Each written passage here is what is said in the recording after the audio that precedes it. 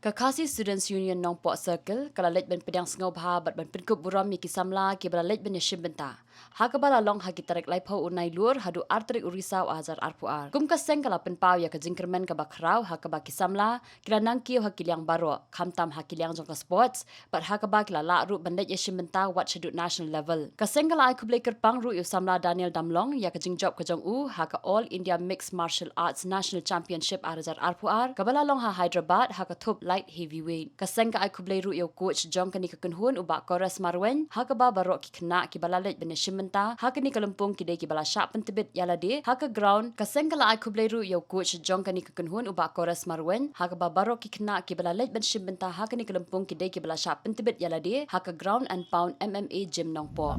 Yes, kan mau lebih kami kena juga lawan Sngewbha ada PDB lekai dan dia mesti masalah seperti yang ada buat. Kalau kita orang road to MFL, jadi selection tu nanti beliau akan baik ada event kita ni ada salon Sabari dan India tu belum mana ke sini lalu belaseng kita All India Mixed Martial Arts for India lalu sini best part like sorry ada sini macam sport first fight yang alek kaya po sting ni ground nonton na bala bumi like na dugi arah jangan terang sim participation tu dan nongta na Pdiang la lekay Mumbai la lekay na puni bayo lekay tama penting up cancel fight balang injury balang penting track go men akan dikabila kain ini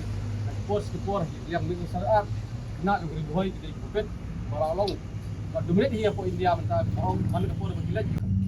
thong ni kalong ba manra ya kanam ko Burom akate ke world championship bakaliang seng kan sa ai lang ti kamang Pdiang pilih Sngewbha ten bok yang manyo ya kata jing job i sa kabarthai bakat de gadong than